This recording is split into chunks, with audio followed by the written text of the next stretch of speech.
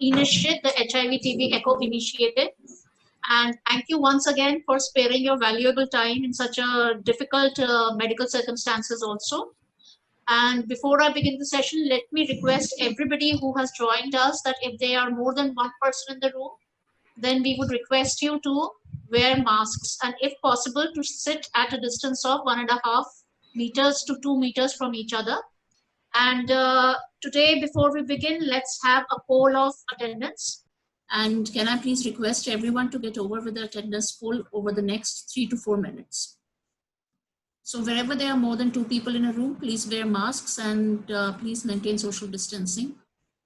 Zoom platform has becoming more and more important. E-learning is becoming more and more important in the prevailing circumstances, but despite that, we have to remember to be safe.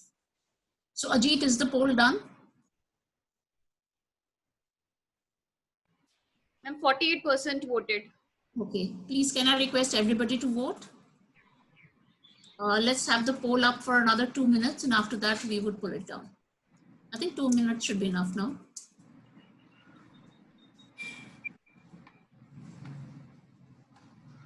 One more humble request, actually, still we can see few people are not addressed their identity properly in the screen. So still I can see Oppo and Redmi and everything. So please change your name, clicking on the top small 3 buttons and rename your name properly. Thank you. So I would just actually move on, and now I would move on. Ajit, can I request you to pull back the poll, the attendance poll?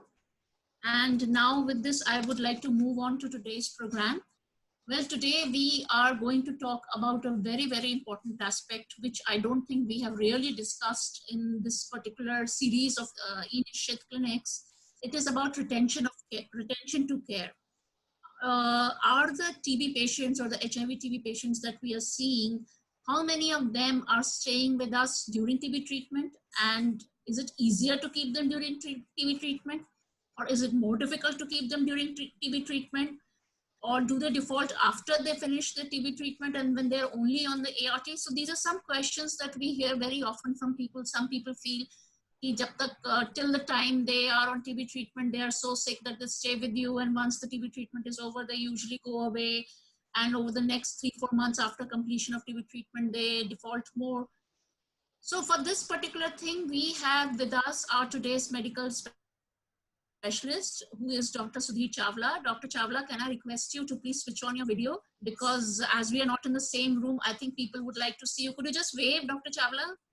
So there is Dr. Sudhir Chawla. He is the Joint Director of the Gujarat SACS and has extensive experience in the program. And he is actually an absolutely correct expert to talk about program aspects like retention to care. And before we do that, we also have a case which is based on the didactic for today. We usually try to match the didactic and the case so that the learning experience is enhanced. If we present some case and we talk about something else, I feel that there would be a gap in our learning. For that, we have JJ Hospital, Rai Bareilly, from where Mr. Amit, their ART counselor, who has been doing an excellent job in the absence of an SMO and MO, would be presenting a case. So with this introduction, and then of course I have Dr. Vandana and I have Dr. Ajit from Share India, and I welcome all my, just a minute, and I welcome all my ART centers from South India and North India who have taken out time despite these trying times and have come here to do some learning with us. So with these few words, I would like to request Mr. Amit from JJ Hospital, Rai Bareilly, to kindly present the case. Mr. Amit, please share your screen and present your case. Thank you so much for giving me this opportunity. Myself, Mr. Amit from NTPC Unchahar, and I'm going to present this case.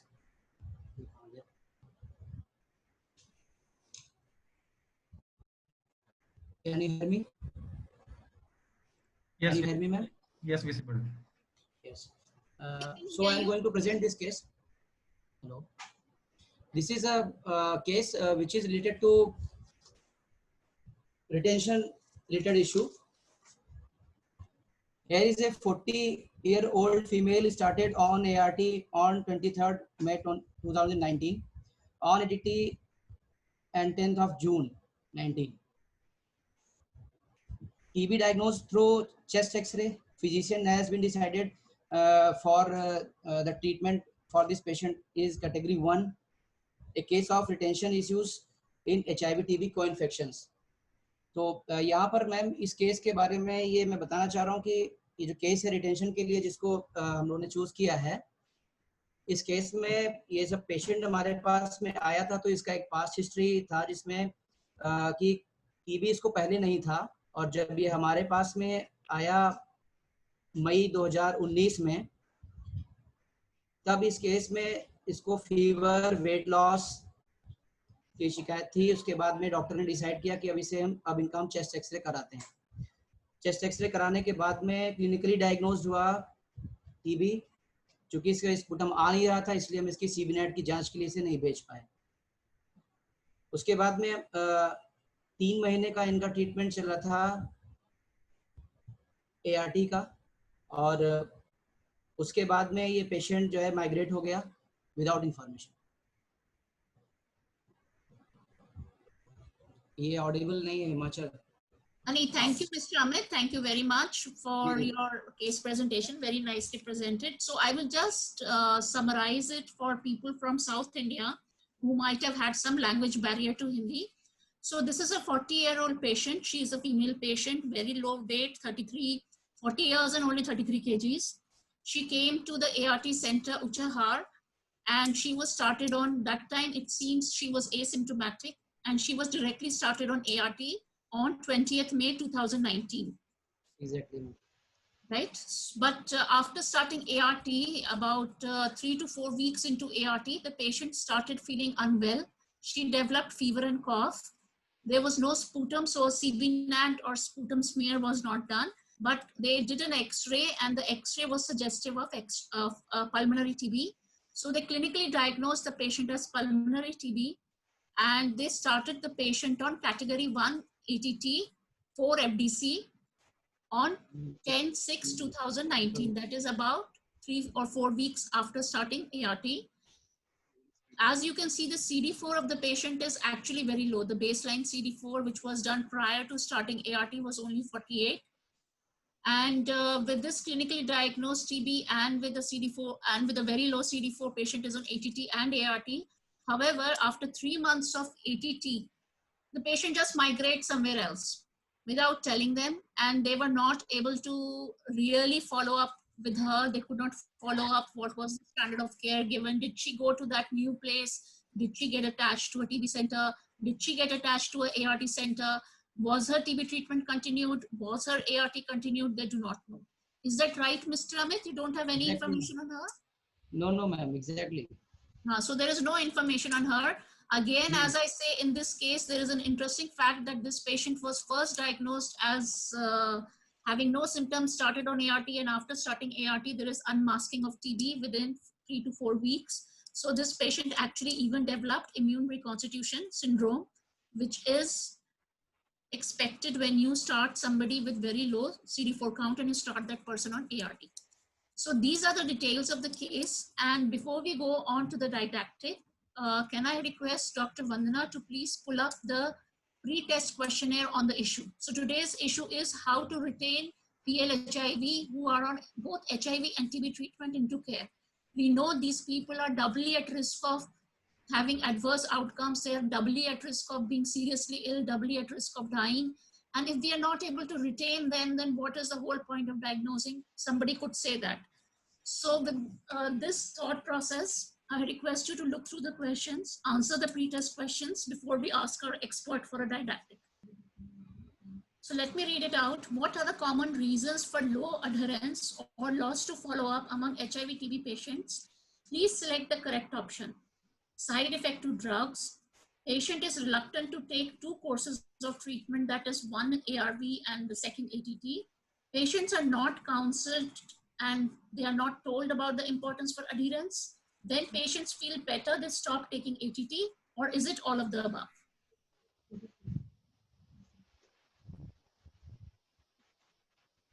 I would request my colleagues to read all the options before selecting an answer, because sometimes more than one answer can be correct. So just don't see the first answer and start responding. Look at all the options and then give an answer.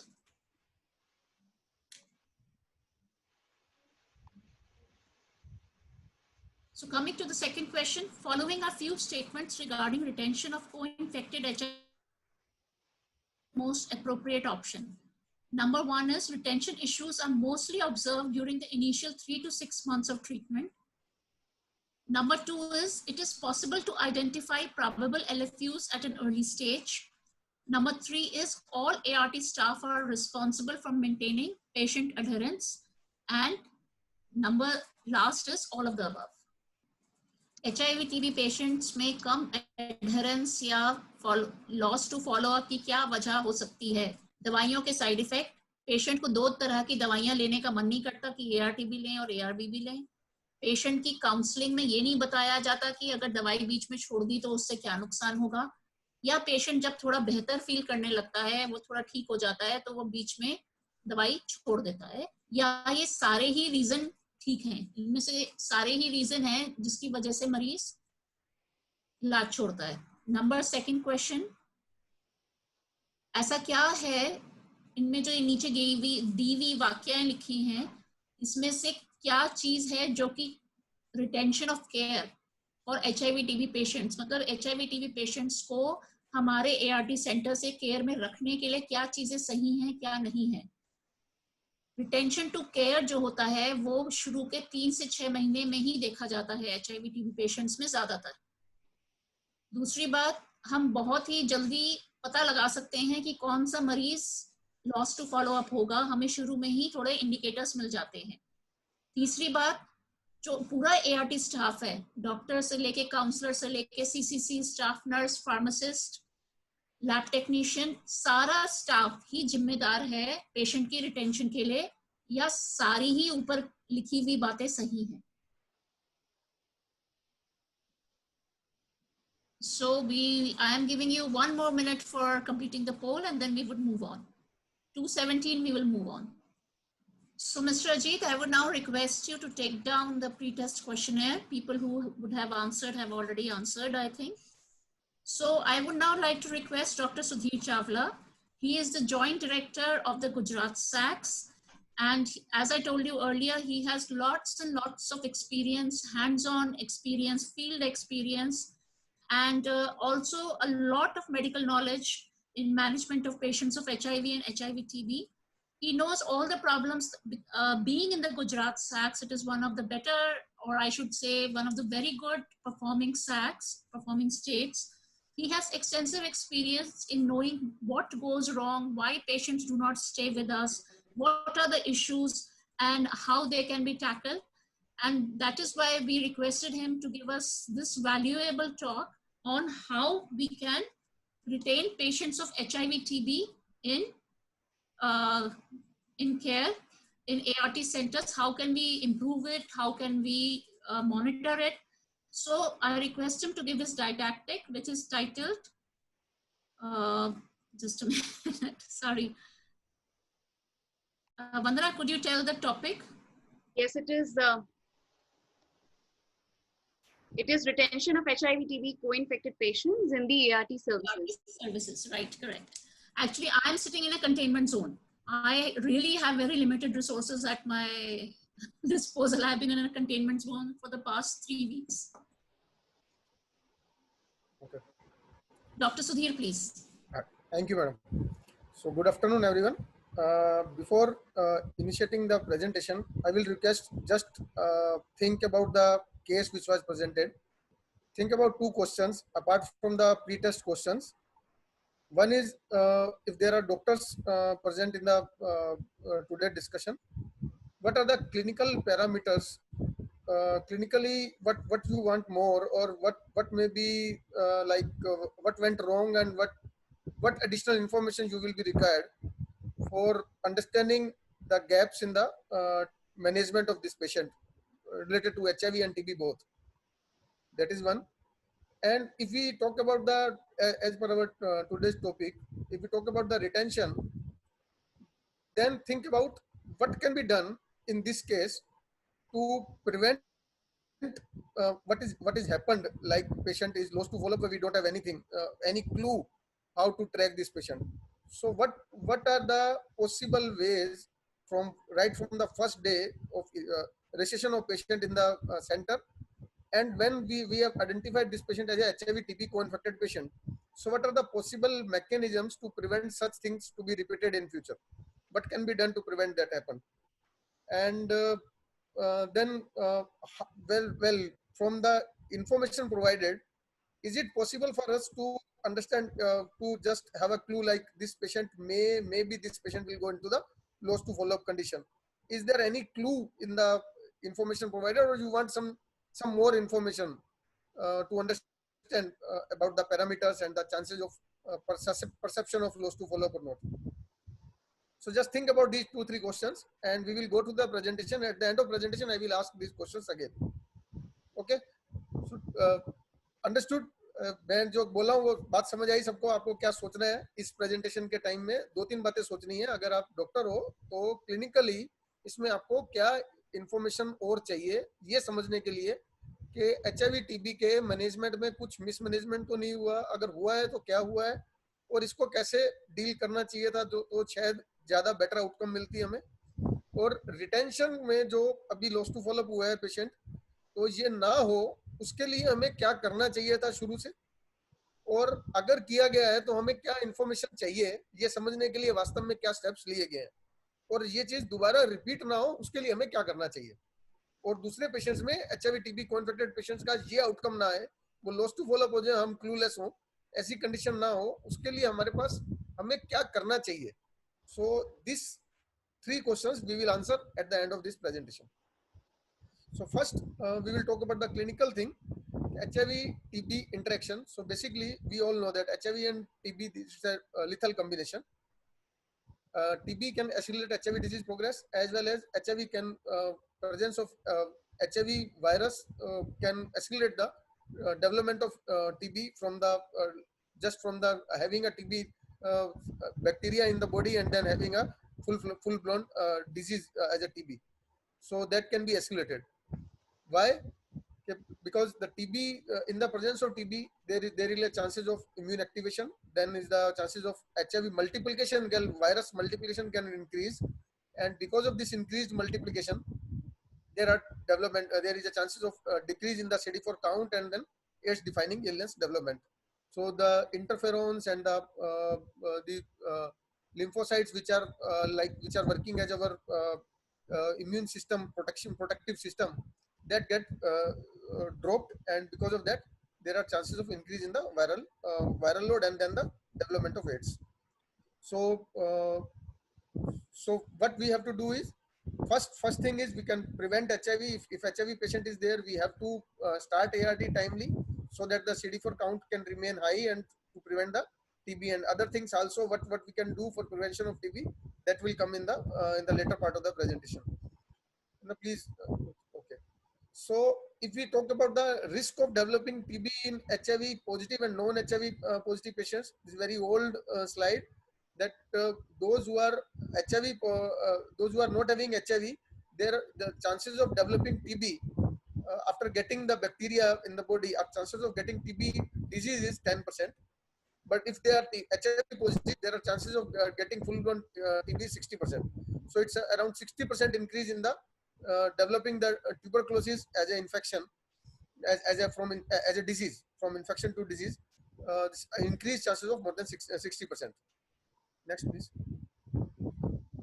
So to take care of the TB in HIV patients, there are 3 I's. One is intensified TB case finding from ICTC and ART center and Link ART center at all places. And second is airborne infection control measures to be taken at the facility. And then is the implementation of isoniazid prevention therapy to prevent the TB infection in HIV patients. Next, please. So regarding first strategy of intensified case finding, what we are doing in ART center, we look for the symptoms, that is the four specific symptoms, and then those who are symptomatic, we go for the fast tracking, and then for the early diagnosis of TB. So basically, our aim is to identify TB at the earliest point, and then after diagnosing TB, to start the TB treatment. Or those who are not diagnosed, those who are confirmed as not having TB, or those who are diagnosed as 4S negative, they can be initiated on IPT, that is the isoniazid preventive therapy, to prevent the TB infection in these patients. If they are found to have, if they are confirmed as TB infection, then we have to start the TB treatment at the earliest, so that we can reduce the mortality in these patients. Next, please. So if we talk about the 4S symptoms, these are the specific 4S symptom for the adults are the current cough. Now I will just go in detail of these 4 symptoms. It is not like asking like खांसी आती है, बुखार है, कोई तकलीफ है. It doesn't complete here. I have seen people are asking 4S like that only. खांसी आती है, बुखार आता है, और कोई तकलीफ है. That's it. It's the 4S screening is completed. It's not like that. We should go in detail. We should ask 4 questions, 4 leading questions. Do you have cough, current cough, any type of cough, any duration of cough, even if it is of 1 day, or even if it is of 1 hour only, it can be suspected as TB if it is a HIV positive patient. Then any type of fever, any duration of fever, with or not, whatever type of fever is there. Specifically for TB, we have to ask some leading questions. Do you feel like body ache? कभी कभी बोलता है patient के मुझे ऐसे लगता है जैसे हड्डियों में बुखार है, ऐसा ऐसे बदन दुखता है, बुखार जैसा लगता है पर बुखार है नहीं. So that is also a clue for the TB. So we have to ask leading questions. Do you have fever, any type of fever? Do you feel like feverish? Do you have any type of cough, maybe dry cough or productive, whatever? Do you feel like your weight is lost in last 2-3 months? Do you feel like without any reason you are having perspiration in night? Without any obvious reason you are having perspiration? It may be a sign of TB. So we have to evaluate further. Maybe with the simple, if patient is having only night sweat, we can't say it's a TB. We have to evaluate further. We have to have some history and some other clinical examination to come to the clue. Okay, which system is involved for the TB? It may be pulmonary TB. It may be some extrapulmonary TB. So if it is extrapulmonary TB, patient may have only weight loss and night sweat, not having cough or fever. Patient may present to you with a history, with just a complaint like I am thinking like my weight is reducing. Then on asking further, you may find that the weight is significantly reduced and person is having night sweats also. So it may be extrapulmonary TB. Then you ask about the bowel habits, whether there are diarrhea and constipation or abdominal pain or something like that or not. Then you may have query like it may be abdominal cox. I have to go for the sonography. So like that, it has to be go like that. We have to ask questions so that we can confirm. See, this is screening. This is not a diagnostic test. We want to confirm that patient is not having TB. Instead, we don't want to confirm that this patient is having TB. There's a difference. This screening is not to identify those having TB. This screening is only to confirm that this person is not having TB. If I am confirmed 100% that this person is not having TB, then only I will write it is a 4S negative case. If I have any doubt about the presence of TB, I will write instead as a 4S positive and go further for diagnosing, confirming the TB diagnosis. That should be in the mindset while doing 4S screening. In case of children, there are different symptoms. In place of weight loss and night sweat, there are poor weight gain and contact with any confirmed TB case. Next, please. So this is how the flow chart is. Like if a person is having presented at ART center with any of the 4 symptoms, as we have discussed in the previous slide, if person confirmed with the any of the 4 symptoms, we will further evaluate person for the TB and other diseases. If confirmed for the TB, we will send for the treatment of the TB. If we confirm that patient is not having TB, we will follow up and consider for the IPT. And if we have any other diagnosis of respiratory illness or any other abdominal illness, we will appropriately. If with the 4S screening we find okay, there is no, I am sure that patient is not having TB, so I am not going to put this patient as a 4S positive. I am straightway saying it is a 4S negative patient. So now I am definitely sure, I am 100% sure that patient is not having TB. So I will go for the assessment for the contraindication, whether patient is having any contraindication for the IPT or not. If there is no contraindication, I will straightway go for the IPT. So so just to prevent the occurrence of TB in that particular patient. If there are any contraindication to the IPT, then I will defer IPT for the period till the contraindication will be there, and we will try to resolve the contraindication, then initiate IPT. So this is how we have to go at the ART center. Next, please. In case of children, the same thing is there. Only the two symptoms are different. We have to ask, instead of asking about the weight loss, we have to whether the baby is gaining weight appropriately as per the age or not. If you think that in spite of having good food, baby is not able to gain weight, that may be a poor weight gain. And if there is any confirmed TB case in the family, then we can say that there is a contact history of TB. So these are the difference in the history taking. Otherwise, that is same. If a person is identified as TB, we have to go for the TB treatment. If not, then follow up with the IPT. If there are no, I am sure that there is no any symptom from these 4 symptoms, then we will straightway say that patient is not having TB. We can say 4S negative, and straightway we can start IPT if there is no any contraindications. Next, please. So how the patient flow will be there in the ART center?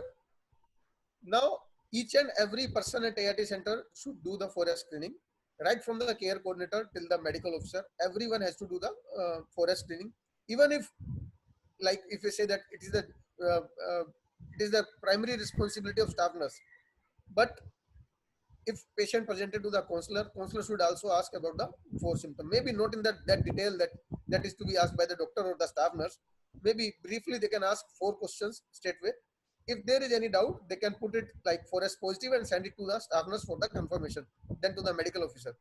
So first of all, care coordinator will ask about the 4 questions, fill in the HIV visit register and write it into the green book, and then send this patient to the, if patient is a 4S negative, send this patient direct 4S negative by the care coordinator. Care coordinator may not be going in details. He or she may just ask, do you have fever? Do you think that you have some fever? Do you have any type of cough as on today, as on now? Do you think that you are having weight loss? Do you think that you are having night sweats without any obvious reason? This is simple thing which has to be asked by the care coordinator. क्या आपको लगता है कि आपको बुखार जैसा है? क्या आपको लगता है कि आपको खांसी आती है? अभी आपको खांसी आ रही है? क्या आपको लगता है कि आपका वेट जो है, वजन जो है वो कम हो रहा है? क्या आपको बिना किसी कारण के शाम के टाइम पे पसीना आता है? कोई घबराहट नहीं है, कोई टेंशन नहीं है, मौसम का कोई इशू नहीं है, पंखा का कोई इशू नहीं है, किसी तरह का कोई इशू नहीं है, लेकिन आपको बैठे बैठे पसीना आ रहा है? क्या ऐसा होता है? This is sufficient for care coordinator level. He or she can put 4S negative or 4S positive based on these 4 symptoms only. For the adults, for children, that 2 different questions. So if the care coordinator says this is a 4S negative, the patient can be sent directly to the counselor.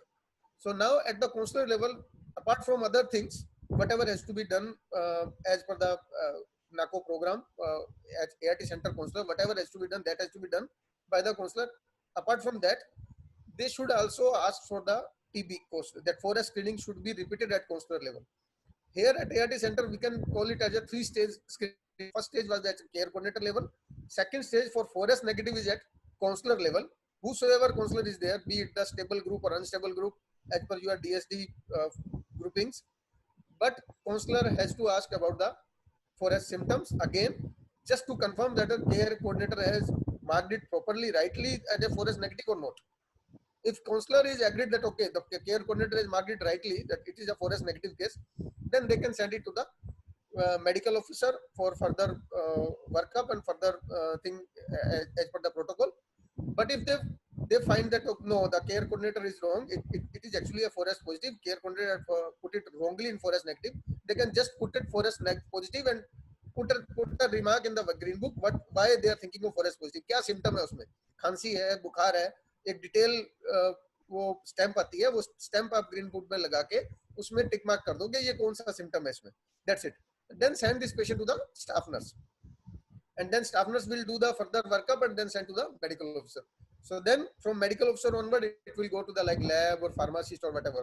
That the regular flow will be there. Next slide, please. Next slide one. So in case of if care coordinator agreed that care coordinator is saying that this patient is a 4S positive, they can bypass the counselor and send it directly to the staff nurse, and then rest of the things will be as per the previous protocol. Next, please. It is just like the fast tracking. Now I will just take brief few minutes for here specifically for the fast tracking. Fast tracking is not only this care coordinator to staff nurse bypassing counselor is not the only fast tracking. Fast tracking is if a person is symptomatic for TB, if a person is having fever or is coughing in the at the center, first we have to provide mask to the patient to prevent others from getting the infection. Second thing, these patients should be sent early.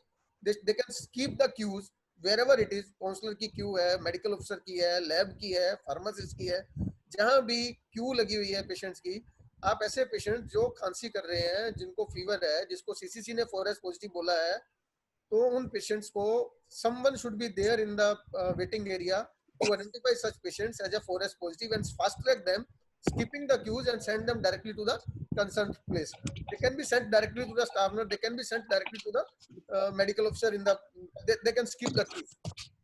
So that will reduce their time duration in the ART center, and that will reduce others chances of infection, getting infection. Other persons, maybe the staff members of the ART center or the other patients waiting in the ART center, they will be minimally exposure, so that the chances of transmission within the hospital will be reduced. Next, please. So that other things are same. After medical, patient will go to the lab technician, and maybe for the line listing purpose, after doctor, once the doctor confirm, doctor is the third level of 4S screening in the both the patient flow, that whether it is 4S negative or positive. Finally, patient will go to the doctor, and doctor will decide that okay, this patient is actually 4S negative or 4S positive. So if doctor says, like if a person is marked as a 4S positive by the CCC, by the staff nurse, because patient was having cough. I'm giving one example, like patient was having current cough, care coordinator marked as 4S positive, nurse has marked as 4S positive, they are right in doing that. Now patient comes to the doctor. While examining the patient, doctor is confident enough that this cough is because of TB. I'm not going to do anything for the TB. I am sure that patient, actually I know this patient very well, and patient is actually asthmatic, and this cough is because of the COPD condition worsening because of this environment, this winter season, and patient is having asthmatic attack, and because of that this cough is there. I'm 100% sure of that. So in that case, you can always say, okay, I am not putting this patient as a 4S positive. I can mark it 4S negative and send this patient directly for the symptomatic treatment and for the other things. So that's why doctor is the final stage of the 3-stage 4S screening. 4S screening has to be done by the doctor. The same thing, if a person is marked as a 4S negative by the CCC, by the staff, by the counselor, and doctor identified, no, this patient is actually having evening rise of temperature, or this patient is actually having some bouts of cough which was missed by the during the history taking by the staff nurse or the CCC. So actually it may be a TB case. I want to evaluate it further. So you can put it like this is a 4S positive case and go for the investigation to confirm that 4S positive. See, our aim is to identify 4S negative truly instead of pointing out 4S positive only. Nobody is going to ask you why you are sending so many 4S positive cases for the diagnosis of TB, why you are sending false 4S positive as a TB. If you are not sure why you are sending, nobody is going to ask you. But if you are wrongly putting them in 4S negative, you will be starting wrongly IPT. And that will really a difficult condition for the patient. This IPT is having isoniazid, the patient may develop. If actually the patient is having TB and we have missed that, isoniazid may get resistance. So we have to take care of that. So, so instead of, if you have any 0.1% doubt, better to go with the 4S positive instead of writing 4S negative in such cases. Next, please. So this is how our diagnostic approach is. Once the patient is identified as 4S positive, it can be termed as pulmonary TB suspect. Then we can send them for whatever investigation we are planning. Maybe the sputum CBNet or chest X-ray. This pulmonary TB, we will having two options: sputum CBNet and chest X-ray. Then, if the CBNet is positive, then microbiologically confirmed TB. If CBNet is negative but X-ray is suggestive of TB, it can be a clinically diagnosed TB. If both are negative, then we can consider that as a negative for TB, and we can consider other diagnosis and follow-up. If we are suspecting extrapulmonary TB, we may go for the CBNet or culture specimen or the sonography or the histopathological examination or cytological examination. Then based on that, we can identify the extrapulmonary TB and then treat appropriately. Next, please. So if we talk about now, this is all about the clinical thing. Why I discuss that will come in the later part of the presentation. I will discuss that also. This is just the brief introduction of this thing, clinical thing about the. Now we are coming to the today's topic, retention in HIV TB patients. So what is the basic difference between the general OPD and the ART center OPD? In general OPD, people will come for a shorter duration, maybe once or twice, and then they may not be coming to the OPD. But in ART center, people will be coming regularly, monthly or once in a 3 month if they are on MMD. But it's a lifelong interaction with the patients. We should have a lifelong connection with the patients, so that we should be able to provide them medicine and improve their quality of life. So basically there is a need of retention. So there are some other things which should be taken care during the OPD. Like one thing which we have discussed in the previous slides, 3-stage 4S screening. It should be done as we have discussed in the previous slides. 3 stages means 3 stages and in detail. And then we have to clearly identify those who are 4S negative and those who are 4S positive. Why? That we have discussed in the previous slides. This is a very important thing. We have to identify carefully 4S positive and negative. Those who are 4S positive should be referred for the TB diagnosis. Those who are 4S negative should be sent for the IPT initiation. Then TB testing should be done. Then diagnosis of TB should be confirmed. And then initiation of TB treatment. And then getting confirmation of not having TB, and then initiation of IPT. And if the CD4 count is less than 350 or confirmed as a TB even at the more than 350 CD4 count, initiation of CPT in both the cases. And ART initiation, whosoever it is, whatever CD4, whatever the 4S status is there, we have to start ART also. Then completion of TB treatment, then achievement of viral load suppression, and continuation of lifelong ART. This is the whole cascade for the HIV TB co-infected patients. So we have to see where are the gaps in each and every step of this cascade, and then accordingly we can plan for the steps to take to improve our retention cascade. Next, please. So the steps which we have discussed in the previous slide. So we can have some data about the patients, those who are coming to our center, like how many individuals living with HIV have visited at ART center during the month, and out of that, how many were actually screened for TB through the 3-stage screening. Maybe at some center, mostly patient was screened by the CCC only. CCC said 4S positive, 4S negative, that's it. The patient was marked as 4S positive or negative. Nobody else is asking about the 4S symptom. So I will say no screening at all. If the screening, 3-stage screening has happened for whatever number of patients, that counselor, CCC, counselor or staff nurse and doctor, all 3 persons have done the screening, then only this second part will be covered. How many PLHA were screened for TB during the visit at ART center? And out of this 3-stage screening, how many were identified as 4S positive? And out of that, how many of those who are 4S positive were referred and tested for the TB? And out of those tested for TB, how many were identified or confirmed as TB? And out of them, how many are started on TB treatment, CPT, ART? And out of that, how many are retained in care? And how many are adhering to their treatment plans of TB and ART? And they achieve their viral load suppression. So these questions we should ask. Maybe we can sit with our MPR and try to find out these number in each and every indicator of whatever mentioned in this slide. Just take your MPR of the previous month and just find out the numbers for these all these indicators. So you will get the answer. If it is 4S negative, then there's a different cascade.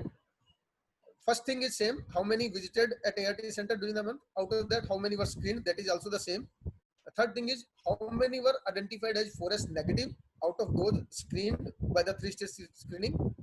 4S negative, when I say 4S negative, means the 4S negative declared by the doctor, not by the CCC.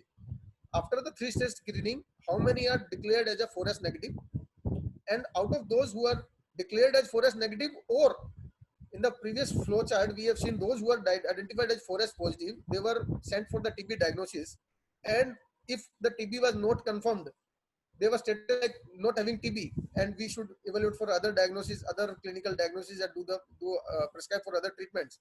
So those who are not even they were diagnosed as 4S positive, but they were confirmed that they are not having TB by the CBNet or chest X-ray or whatever mean of testing. So out of that also, how many are confirmed as TB, not having TB, how many are not having 4S negative, and out of this two set of people, how many are started on IPT, 4S negative and confirmed as not having TB, these two set of people, how many of them are started on IPT, and then out of that, how many are retained in care? You can ask one more question to yourself. Out of those who I have marked as 4S negative, not about the not having TB diagnosis, I am talking about only 4S negative. Out of those visited, those confirmed, screened, and out of that, those who are marked as 4S negative, how many of them are started on IPT, and how many of them are diagnosed as TB in the next 6 months? If say you can take your MPR of the January month and say, okay, in the January month, I have marked 100 patients as 4S negative. Out of some 250 patients visited my center, I have marked 100 patients as 4S negative in the month of January. Now saying in the month of July, how many of these 100 are developed as TB, diagnosed as TB? Maybe in the later point after February onward, I identified them as a 4S positive and sent them for the TB diagnosis, and they confirmed as TB. So maybe I have started them in IPT in the month of January, and during February month they were diagnosed as TB. So I just want to know, out of those who were marked by as a 4S negative in a particular month, after the 6 month onwards, how many of them are diagnosed as TB? So this will give a clue, like what I have missed. Maybe I was wrong in diagnosing people as 4S negative. Maybe I should be more vigilant to identify 4S positive cases, so that I should be able to identify TB at an early stage. So that will give a clue to improve my quality of services. So this type of cascade analysis you can do at your level, and it will help you to improve the quality of services at your ART center level, at the district level, at the state level, and at the national level also. So at each and every point, you have to identify the gaps. There may be several. Like if you talk about an example, like a person visited the ART center with an empty bottle, but of his wife. So wife actually not visited the center. So I have given the medicine to the husband of the patient. So have I done the forest screening for that female patient? Actually not. If I am giving this medicine on just to the husband for the wife, consequently for 3 to 4 months, I am putting the patient at a risk of not being diagnosing at TB. So you can develop a mechanism. Okay, if you see the data, like my center is having 2,000 ONART patients, and in the month of January, I have only 1,000 patients, those who have visited the ART center. Some are on MMD, some visited for getting medicine for their spouse or their children, and we have provided that medicine. And out of those 1,000 patients, there were some 200 4S positive, and we have done our work. Whatever was the 4S positive, 100%, everything was 100% for 4S positive were sent for the TB diagnosis. All of them were underwent the investigation, and all of them were returned back with the result of the TB diagnosis, TB diagnosed or not, whatever. So that rest of the things are 100%, but there is a 50% gap in the first stage only. We have 2,000 ONART patients, and out of that only 1,000 visited our center. So we have a 50% gap. So if we regularly look into our data, we will understand that some patients are regularly not coming to the center. Instead, some other family members are picking up their medicines. So we want to do the forest screening in those people also. So we can ask them, okay, next time please bring your spouse, next time please bring your children, so that we can do the forest screening. We can give them confidence why they are coming to the ART center. See, when patient is coming to the ART center, majority of the centers, what they are doing completing their paperwork, putting up something in the green book, and writing something in the white card, and sending like a monotonous thing, like they are working as a remote. They are just writing and sending patient, okay, go to the next window, go to the next room. So this give a mindset, this give a like uh, the patient, what patient think is, if I can't come, there is no need of coming. Why should I come on monthly basis? There is no need of coming. There is no point of coming every month. Instead, someone else can come and get the medicine. They are not doing anything. They are not putting a word to the, they are not even looking at us. They are not putting up stethoscope to us. And why should we come? So instead of that, we should give some faith. We should give some confidence. We should give some importance. Why they are coming there? We are doing some examination. We are asking something to them so that they should understand why. What is the importance of forest screening? Next, please. So next, please. So here is the first ART center level forest screening gap. That is one thing is like whether patient is coming regularly or not. If coming, whether 3-stage screening is happening at all the 3 places. Then if we have identified, we have done the forest screening very well. We identified some 50 odd patients as a forest positive. We have to refer them to the for the TB diagnosis. Maybe it is pulmonary TB. We have to refer them for the X-ray chest or the CVNet testing.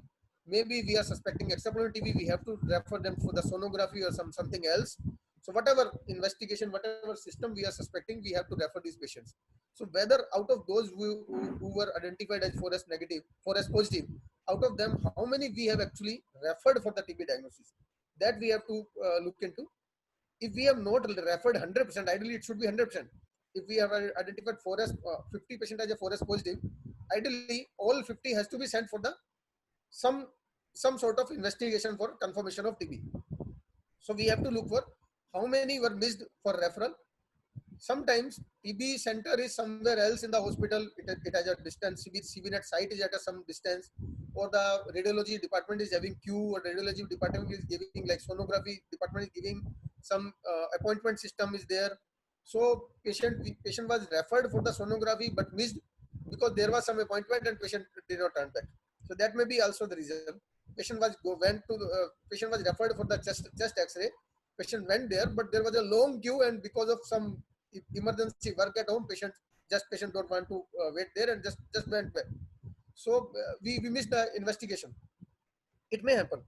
So we have to understand the gaps at each and every level in the forest screening, in the referral, in the actual happening of the testing investigation, and then after the investigation, getting back the reports, patient with the reports, and then identification of TB confirmation, and then initiation of TB treatment or initiation of IPT treatment, and then completion of treatment. At each and every stage, we have to identify the gaps.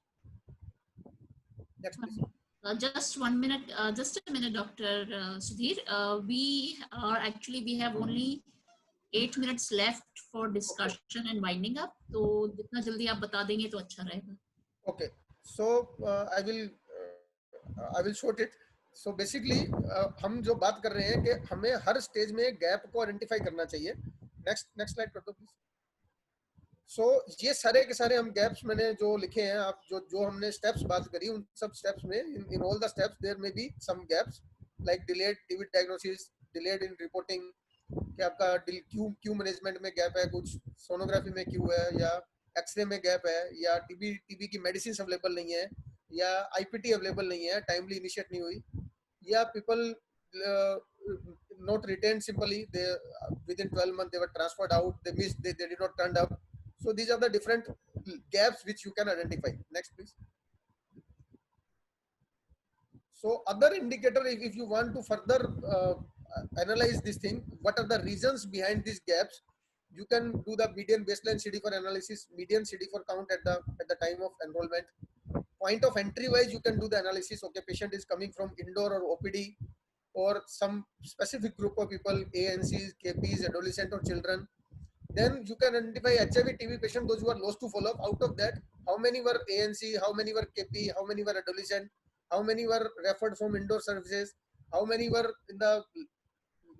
presented with the low CD4 count, maybe less than 250 or 100 CD4 count. Maybe how many were initiated on TLE, or whether this is a side effect of ART regime, if you want to highlight.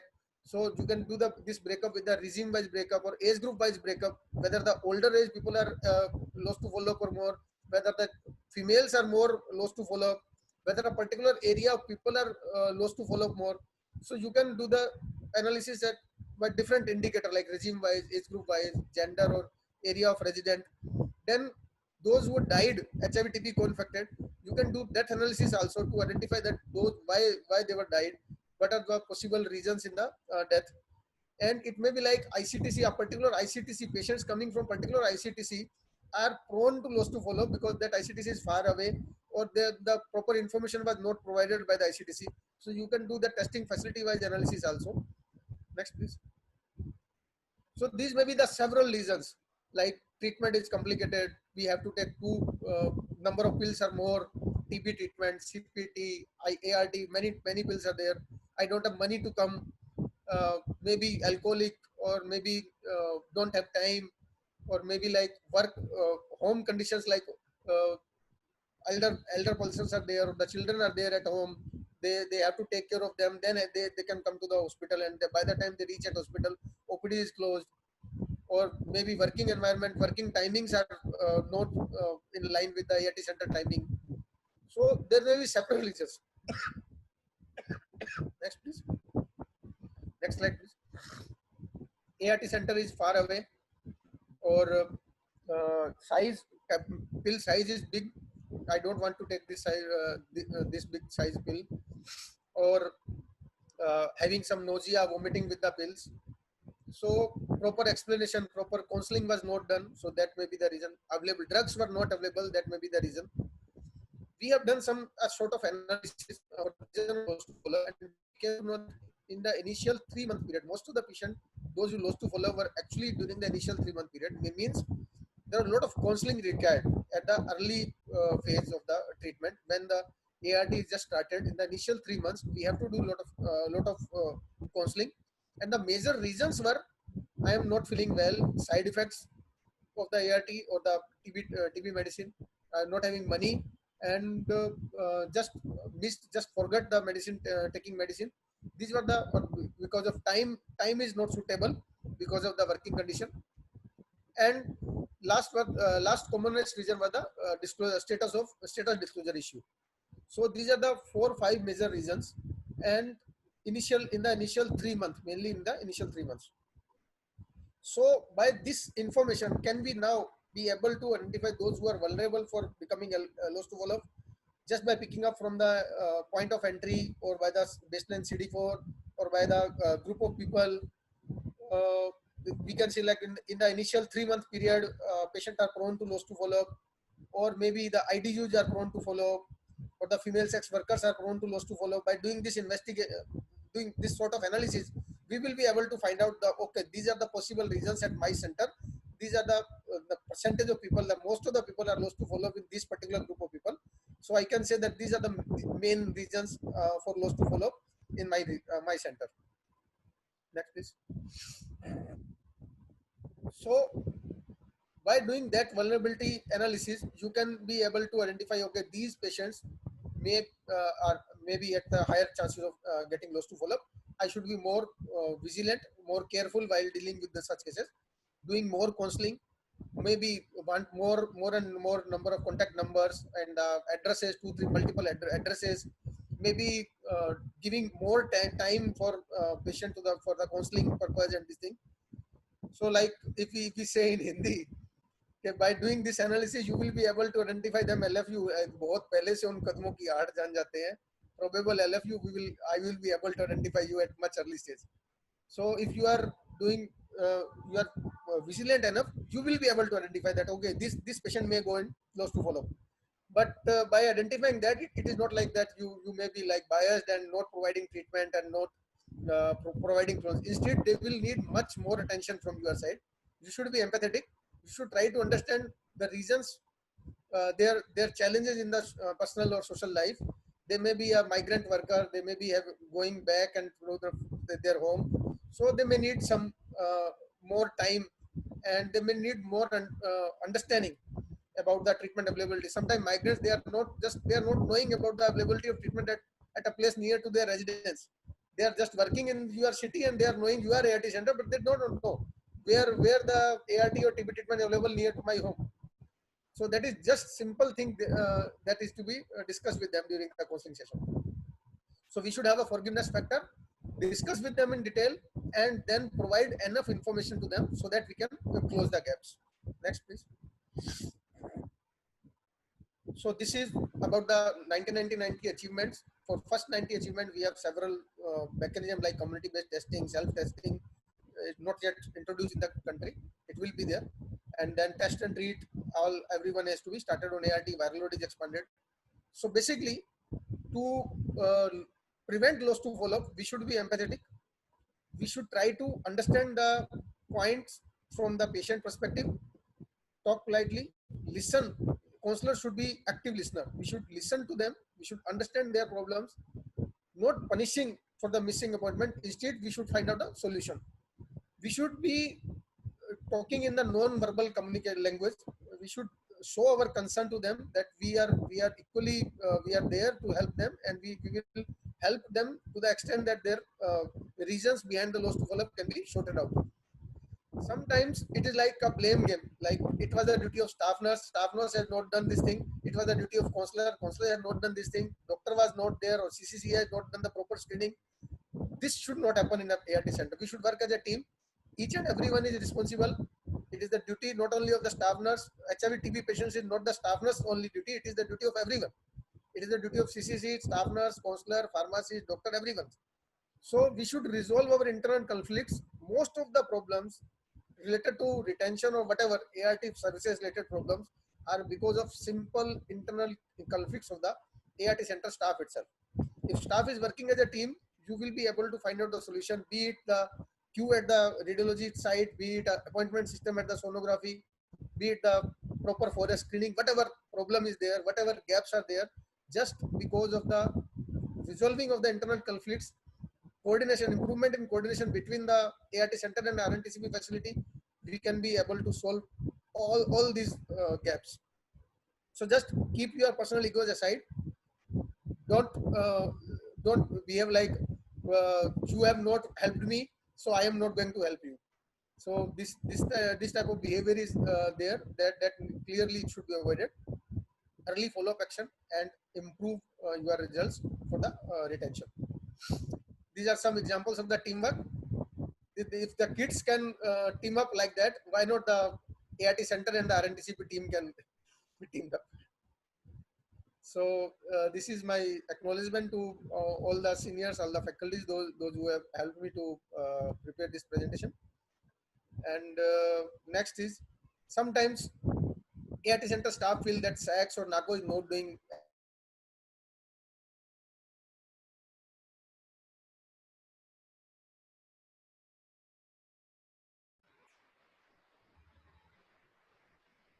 I think we have lost Dr. Sudhir's voice. Internet? Yes, he is disconnected. People are working for, people are thinking about you, your salaries, your increment, everything they are thinking. And believe me, they are very much with you, but some of the things may not be in their hands. So thinking like that only and demotivating is not the case. You should be motivated enough and work as a team. Thank you. Thank you very much, very much, Dr. Sudhir. This was an excellent talk. Excellent talk. I think we couldn't have asked for anything better around this subject. So before I open this to the house, let me just summarize it very briefly. We are slightly short of time, so my summary would also be small, but it will not skip any important points because it's a very important topic. We saw that in this talk, Dr. Sudhir began with an introduction about HIV/TB and how forest screening is very important. And a forest screening is a forest screening only when it is a 3-stage forest screening. When all 3 people, that is the CCC, the nurse, and the doctor does it. If it is not done at any stage, if you feel it has not been done, then it is equivalent to screening not being done. This is a very important point. And when we fast track a patient who's forest positive, we are actually doing 3 very important things. We are doing an infection control practice at our center, because we are not allowing the coughers to cough on other people and give them the problem if they have TB. Third, we are fast tracking for the final forest screening to the doctor, who would actually take a call whether this patient actually is forest positive or not. And thirdly, if yes, the patient turns out to be 4S positive, we would be doing an early treatment, early management of the patient, thereby bringing down morbidity and mortality. So 4S screening with fast tracking is one of the mainstays of our HIV/TB treatment in HIV centers. The other thing that Dr. Sudhir talked about was that, see, ART is a lifelong process. And when it's a lifelong process, there is a huge importance of retention. Until now, till the case was presented, until we brought this problem to the forum, we thought retention only means keeping the patient with you and allowing him to complete his ATT. That was retention. But no, we have come to know from Dr. Sudhir's talk that retention begins much earlier. There is a whole cascade of retention. We can't just say that the patient was started on ATT and he did not complete ATT, therefore he was not retained in care. There are different levels of retention and we need to know this cascade. The retention cascade begins with how many people living with HIV visited us, how many were screened, and by how many were screened means how many underwent the proper 3-stage screening, how many of them were 4S positive, how many of them got referred for a TB test. It might be a CBNAT, it might be an ultrasound, it might be an X-ray, or it might be an FNAC, but how many of those were referred, how many came back with a diagnosis of TB, and how many got started on TB treatment, CPT, and then ART later, and how many completed the TB treatment or were retained in care, and how many had adherence more than 95% and had viral suppression. So this is the cascade of retention. Retention doesn't begin when the patient defaults anti-tubercular treatment. Retention begins way earlier. It begins from the time when you have to screen the patient who has HIV and who can be a possible TB suspect. And a corollary to this cascade is a cascade for IPT. There is a similar cascade for IPT, retention cascade for IPT, in which the beginning point just changes where you say how many were 4S positive, instead becomes how many were 4S negative. And then you go again. How many could be started on IPT, how many adhered, how many were retained in care. So there are two kinds of retention cascades. A very important thing that Dr. Sudhir told us was that we should actually try to analyze our own center's data. The best guide for us would be to analyze our data. Dr. Sudhir has done it for his data, and there were some points he found that some people are more vulnerable to be lost to follow-up. Basically, people who are maybe female sex workers, who have active addictions like alcoholism, IDUs, transgenders, or who are migrant populations. So he has done this for his center and he knows these are vulnerable patients, but he also warns against a judgmental action that you should not feel, this person will default. I know all IDUs default, so I will not even register him. I have seen this happen. People will say, oh, I will not register IDUs because they will spoil my data. Actually, it is the reverse. If you see somebody with certain vulnerabilities, this is the time when we have to work more with this patient to keep them in our system. We have to understand that the place of there are different sites where patients can be lost. One would be at the ART level when a 4S screening was not done. Meaning patient was a TB suspect, but we did not do a proper 4S screening, so we lost out on the opportunity. Second could be when you refer for a TB test. That is when you can lose a patient. You sent him from a CBNAT for an ultrasound, but the patient couldn't get it done, or there was a waiting line, or there was a very long date. The patient went back, he didn't come back. He got sick of standing in line. Somebody spoke badly to him. Then there can be a gap in starting of ATT after you get the diagnosis, gap in starting CPT, gap in the ART initiation, which has to take place as soon as possible. And then there can be a gap in, so you start all these, but then there can be a gap that you, even though you started them on time, you could not retain them or you could not get them virologically suppressed. So these are some of the very, very important facts of retention of HIV/TB cases into our ART centers HIV/TB services. Please understand there are different kinds of analysis available. You could say that maybe people, if you look at your data, you could look according to the gender. Do women default more or are lost to follow up more, or are men more lost to follow up? Are they children more lost to follow up? Is it a problem if with a certain regimen, is this more of a problem? You can do a death analysis, you can do it according to the area of residence. Like for us in our center, we have seen that because we sit on the border of Delhi and Haryana, People who come from Haryana are those who get lost to follow up more.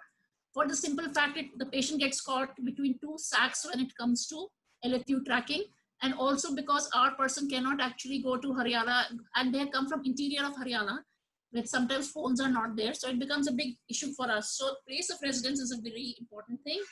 There will always be personal reasons. There will always be personal reasons. If we give them a sympathetic ear, maybe we could help the patients to actually overcome the personal reasons. Maybe there are some real macro issues, like they don't have money to travel. They have competing priorities. They have children to take care of. They have in-laws to take care of. They have work hours which clashed with the ART hours. They are truckers. They have to migrate. They have to go with their trucker. Otherwise, there will be no food on the table. So they could be competing priorities. So in short, it means that it says retaining people who comes into the ART center with all 3-stage, then send them refer them out for testing. Please start ATT and CPT as soon as possible. Start ART as soon as possible. Try to see that they complete it. Some are standard, but then some things are there in every patient who probably would default, and there is where he would say that no one size would fit all. You have to work as a team, and you have to add value to a patient's visit. If you just say, okay, is kamre mein aao, CST karo, jao, wahan se dawai le lo, then obviously the patient will not feel that he needs to actually come to the ART center. This is just a drug collection center. It is like a chemist shop. Anybody can go and pick up a chemist shop, drugs from a chemist shop. So please add value to every patient's value to visit. Be non-judgmental, be forgiving. Try to see what is the reason that this patient is not able to adhere to the treatment that you have told him. There should be no blame game. And if there are long lines, if you see the patient gets lost during when you're referring him for treatment, there's a huge rate for ultrasound, there's a long line for x-ray, please try to walk the extra mile and try to make things easy for your patient. The role of counselors would feel, why is it that everything comes back to us? Why is it always that counseling, you have to do good counseling, you have to do counseling? The reason being that you are the kingpins of the system.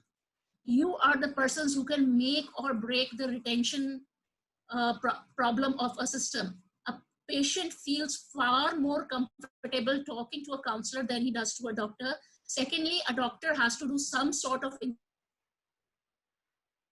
examination also. So it is not possible for the doctor at times to focus that much on the psychological and the social issues of a patient as a counselor could. And I tell you, there can be in HIV, there is nothing known as only medical management. It has to be a comprehensive management. So this was a brief about what Dr. Sudhir Chawla told us. It was an excellent talk. Before I ask him to give the comments, is there any question from the audience? Any question, comment, suggestion, wanting to share any similar problem? I now open it to the house for their comments.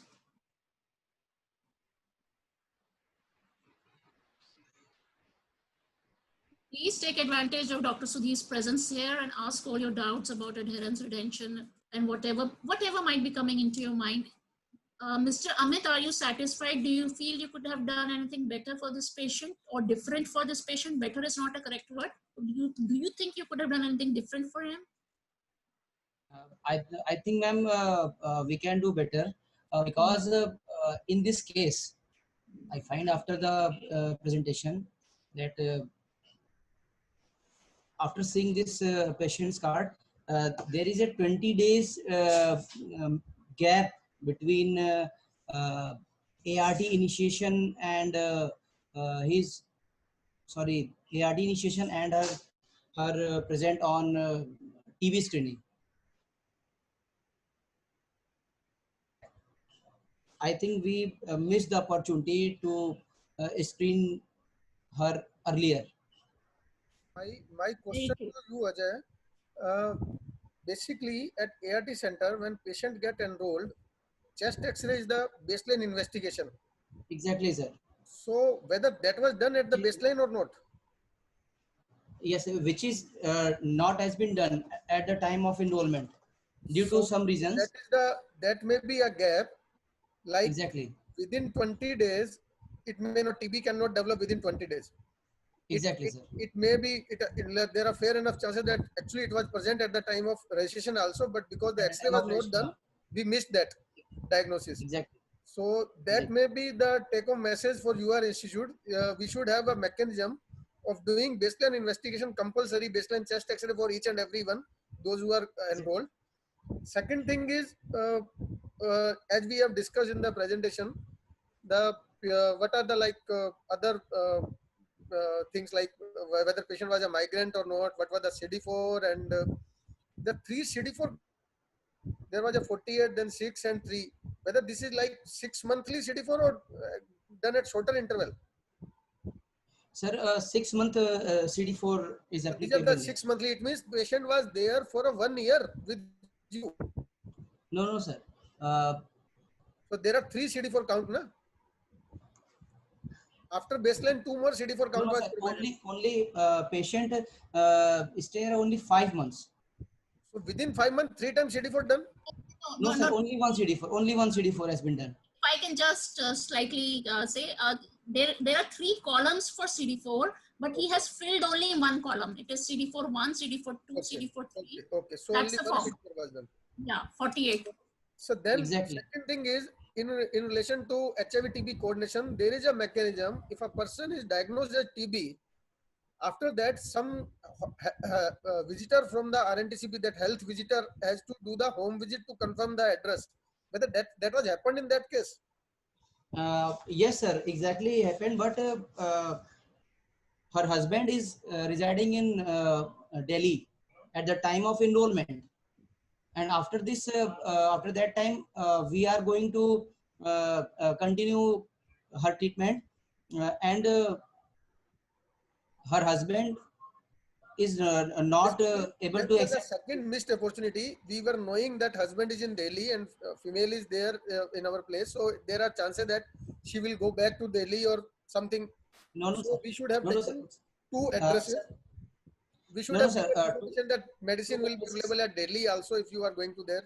Sir actually उसके पास उसके husband का जो address था at the time of enrolment वो दिल्ली था, but उसके बाद में उसने अपना जो प्रोफेशन था वो चेंज किया और वो फिर दूसरी जगह कहीं गया। उसकी घर की जब विजिट कराई गई तो ये हम लोगों को मिला कि अभी वो हस्बैंड वाइफ दोनों ही वहां पर नहीं है, और उसके जो केयर गिवर वहां पर अवेलेबल नहीं है, और उसके जो केयर गिवर थे उन्होंने कहा कि अभी वो ट्रीटमेंट भी नहीं ले रहे हैं और ना लेना चाह रहे हैं सर, तो हमें मालूम भी नहीं है कुछ कि क्या हो रहा है अभी उनके साथ में। सो बेसिकली एक चीज ये है कि हम टीबी डायग्नोसिस फर्स्ट पॉइंट में शायद कर लेते तो ज्यादा बेटर था। दूसरी चीज, शायद प्रॉपर काउंसलिंग, उसको पिल बर्डन या कुछ नहीं बता पाए, या उसका जो माइग्रेशन का जो था उसका हम प्रॉपरली एड्रेस हम नहीं ले पाए ढंग से, तो that may be the multiple reasons. Actually there may be multiple reasons. Exactly sir. So to prevent these things, we should like take a call. Okay, what we will do in our institute to improve such things. This Exactly, should not happen in future. So what will be our take home message? क्या करना चाहिए हमें अब, ऐसा दोबारा ना हो। अभी हम बिल्कुल मतलब ब्लाइंड एड पे आ गए, हमारे पास ना कोई एड्रेस है ना कोई कॉन्टेक्ट नंबर है, हम इस पेशेंट को ट्रैक नहीं कर पा रहे हैं। आरएनटीसीपी का एक सेट मैकेनिज्म है। आप आरएनटीसीपी में पेशेंट का अपने पास जितने भी एड्रेस हो हम उसको ट्रांसफर कर सकते हैं। Within RNTCP we can transfer case to the other place wherever it is in country, we can transfer the case. Similarly ART में भी हम एआरटी टू एआरटी पेशेंट को ट्रांसफर कर सकते हैं, बट हमें प्रायर इन्फॉर्मेशन होनी चाहिए। अगर पेशेंट यहाँ से छोड़ के कहीं दूसरी जगह जा रहा है तो ही हम कर पाएंगे। एक्चुअली अभी ये केस हमारा अक्टूबर 19 से नहीं आया हुआ है, तो अभी इसको हम लोग जो माइग्रेट का हमारे पास इंफॉर्मेशन है, तो अभी ये जो सीएससी हमारा सपोर्ट स्टाफ है उसकी लाइन लिस्ट में हम लोग इसको रखे हैं कि अभी इसको अगर ये मिलता है तो इसको फिर से लिंकअप यहाँ से या फिर जहाँ भी है वो उसे लिंकअप करा सके। तो अभी ये फाइल टोटली क्लोज नहीं है। हमारे 197 केसेस अभी तक हमारे HIV TB को इन्फेक्टेड हैं, और उसमें सिर्फ 3 केसेस ऐसे में हैं जो डिफॉल्ट किए हैं, उन 3 में से एक ये केस है। सो अब ऐसा दोबारा ना हो उसके लिए हम और एडिशनल हमारे सिस्टम में हमें क्या इम्प्रूवमेंट करना चाहिए? Exactly sir. अभी तो ये जो 4S स्क्रीनिंग वाला है सर, ये तो हर उस पे हो ही रहा है पॉइंट पर। हर विजिट पर, कंसेक्यूटिव विजिट पर। बट ये अभी जो हेल्थ फैसिलिटी में हमारा एक्चुअली सर जो सीबी नेट का और फॉरेस्ट स्क्रीनिंग का जो हमारे यहाँ पर फॉरेस्ट स्क्रीनिंग के बाद जो सीबी नेट का जो प्रोसीजर है वो हमारे यहाँ से थोड़ा दूर है, 40 किलोमीटर का हमको कराना होता है सीबी नेट के लिए, तो उसमें कुछ पेशेंट छूटते हैं। बाकी अगर एक्सरे की बात की जाए तो वो हमारे इंस्टीट्यूशन में अवेलेबल है। At the time of registration I think May 19 में कुछ प्रॉब्लम्स रही होंगी, इसलिए उसका फर्स्ट टाइम में नहीं हो पाया एक्सरे, जो हम 3 महीने के बाद करा पाए वेट लॉस और फीवर के सिम्टम्स पर। Thank you. Anyone else? If there is any other questions? So Dr. Sudhir, I'm again passing the mic to you for take-home message. And there were 2 questions that you asked in the beginning. If anybody has found an answer to that. I can see people moving away because we have exceeded that time limit, so people are getting up and going. So, okay, we are winding up in 3 minutes. Dr. Sudhir, your final comments. Ma'am, just one point, Dr. Lalit here, ma'am. Hi, Lalit. Hi, Dr. Lalit. Yeah, good afternoon, ma'am. Sir, a wonderful presentation, sir. Actually, I was in a meeting, but I wanted to attend your session. So, just one point on that. Do we have a NICSHA ID or a patient ID of the patient who has been started on TB treatment as well as ART treatment? So, Amit, do you have a NICSHA ID for this patient who was lost to follow-up due to migration? Exactly. We have NICSHA ID. So, once we have a NICSHA ID, that means from monitoring perspective, which Dr. Sudhir Chawla has also referred to, we would like, we should definitely have an opportunity in terms of getting the patient and monitoring the patient from the TB side also, and the staff of TB side. Somebody would have visited the patient's residence also, and in that scenario, counseling would have also been done, and we'll have the discussion. But this is one of the areas where a dual monitoring system will be helpful in terms of monitoring the patient. So this is, one is from NACP side, second is from TB program side. Yes. And second part is definitely early initiation of TB treatment was one of the points which sir has also discussed. And in that scenario, best forum for this is the monthly meetings which we are having at ICTC, ART centers and TB program all sitting together. So if those meetings are being conducted regularly, so that is the place where complete monitoring of the patient can be done from the very beginning itself. I think I have these points only for the time being. Thank you, sir. Very good presentation, sir. Thank you so much. Thank you, sir. Thank you, Dr. Lalit. So, Dr. Sudhir, one take-home message बता दो, एक burning take-home message. एक message simple सा, आपको अपनी team buildup करनी है ART centre में, अपनी गलतियां, अपनी इश्यूज जो हैं उनको आइडेंटिफाई करना है सेंटर के लेवल पे, हॉस्पिटल के लेवल पे। RNTCP के साथ गैप्स हमारे क्या हैं, हम पेशेंट भेजते हैं वहाँ पहुँचता नहीं है, पहुँचता है तो हमें रिपोर्ट लेट मिलती है, उन चीज़ों को आपकी मंथली मीटिंग्स में डिस्कस करो। सोनोग्राफी में क्यों है, एक्सरे में क्यों है, वेटिंग पीरियड है, लॉन्ग वेटिंग पीरियड है, उसके लिए हमें क्या करना है कि हमारे पेशेंट्स में इस वजह से लॉस टू फॉलोअप ना हो, उन चीज़ों को सॉर्ट आउट करो जिससे कि हम timely early detection and early treatment कर सकें। That is the key. And multiple आपको, आपके पास ICTC है, ART सेंटर है, विहान है, RNTCP है। पेशेंट अगर चारों जगह पे लिंक हुआ होगा तो उसके चारों जगह पे एड्रेस और फोन नंबर लिए होंगे, मे बी पॉसिबल उसके अलग एड्रेस फोन नंबर आपको दूसरी साइड से मिल जाए, तो आप उसे ट्रायंगुलेट करने की कोशिश करो, वहां से आपको कुछ इन्फॉर्मेशन नहीं मिल सके तो आप उस पेशेंट को ट्रैक करवा सकते हो। So basically coordination, better coordination is the key for improvement in services. Thank you very much, Dr. Sudhir. Dr. Vandana, can I request you to put up the post-test poll now? Yes. If anyone has any other questions, suggestions, comments, Dr. Chawla would be available on email. You can email your comment suggestions to us and we would forward it to him. And I think he would be happy to answer them.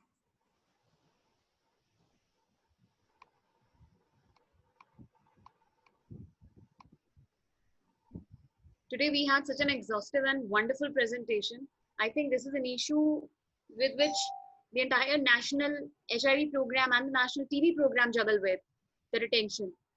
So, I mean, I don't know. I mean, the time was not that sufficient, but we managed. Dr. Sudhir also managed. And there were wonderful points from Dr. Lalit as well. So all these two, I think these two questions, now it's very easy for all of us to give a very correct So answer. Dr. Vandana, in the interest of time, can I request you to actually just go ahead and explain the post test also? And immediately after the post test, I'll request Ajit to pull up the feedback poll. Yes, so now we have two questions. First question says the common reasons for low adherence or LFU among HIV TB patients.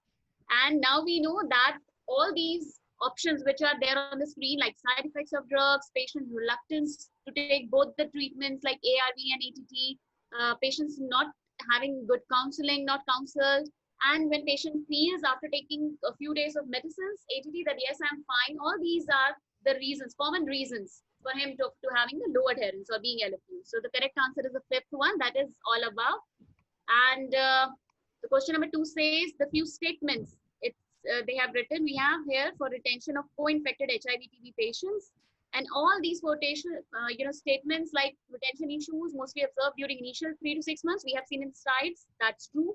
Is it possible to identify probable LFUs at early stage? Dr. Sudhir very broadly said that yes, we can have that infusion early, and all ART staff are responsible for maintaining patient retention. Yes, even key home, key take home message, we have seen that yes, team building, teamwork is very, very important. We all are responsible, all ART staff. So the answer is all above.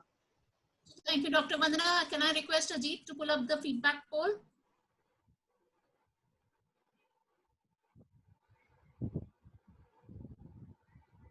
So please, while we sign off and we say our goodbyes for now, I can request you to do the feedback poll.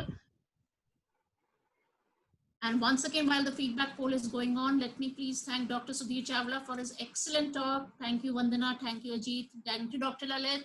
And thank you all the ART centers who joined us from Andhra Pradesh, Tamil Nadu, UP and Delhi, despite these tiresome times.